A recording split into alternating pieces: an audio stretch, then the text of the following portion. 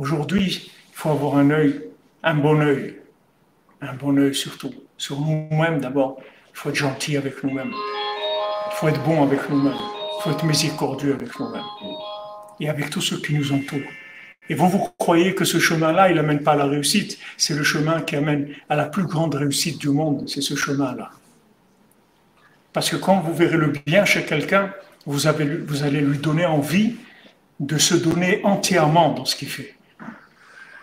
Si vous avez une entreprise, vous voyez un employé, vous lui dites « Waouh, mais c'est super ce que tu fais, c'est extraordinaire ». Vous allez voir tout de suite, il va sourire, et il va avoir envie de travailler mieux. Mais venez lui dire « Ouais, qu'est-ce que tu fais? Tu viens toujours en retard, et tes trucs ne sont pas bien et tout. » Il va faire encore pire et tout. Puisque maintenant, de toute façon, vous avez sali son image de marque. Donc, il n'a rien à perdre.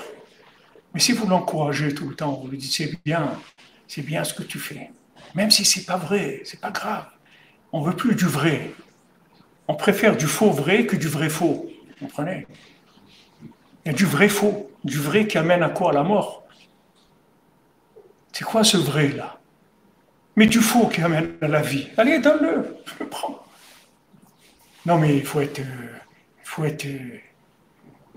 vrai. Ça veut dire quoi vrai? Ça veut dire quoi vrai? La dépression, c'est ça vrai? Ça veut dire vrai. Préfère faux. Dis-moi des faux compliments. Dis-moi des choses fausses sur moi-même, mais qui m'encouragent. Préfère. Plutôt que me disent des choses vraies qui vont me décourager. Aujourd'hui, c'est ça la façon de fonctionner. Rabbi Nachman, il a amené, et c'est la dernière ligne droite jusqu'au Mashiach, ce sera que ça, de regarder le bien, de dire des bonnes paroles et de ne pas regarder le mal du tout, mais de côté. Et jamais faire de réflexion, jamais faire de reproches. Ces choses-là, ce n'est pas pour nous. Peut-être ça a marché à une époque.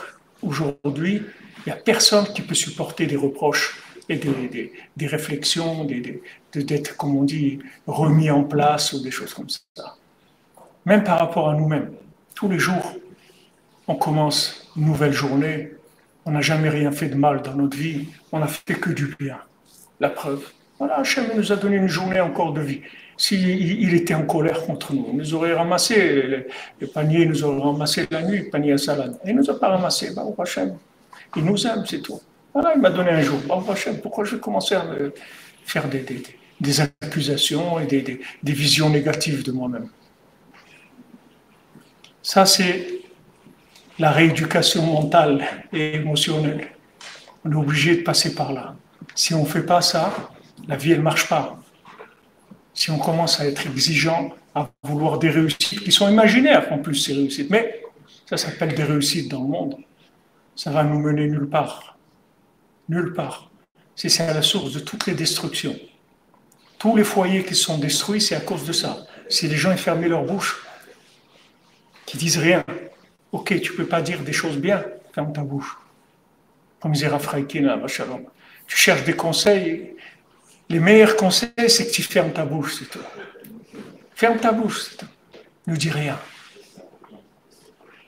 La maison, elle est sale, tu ne dis rien. Le linge, il n'est pas lavé, ne dis rien. Il n'est pas repassé, ne dis rien. Tes chaussettes, elles ont disparu, on les a jetées à la poubelle, tu dis rien. Tu dis rien. Tu dis rien. Tu dis rien. Rien. Rien. Tu regardes qu'est-ce qui est bien. Ah, c'est bien.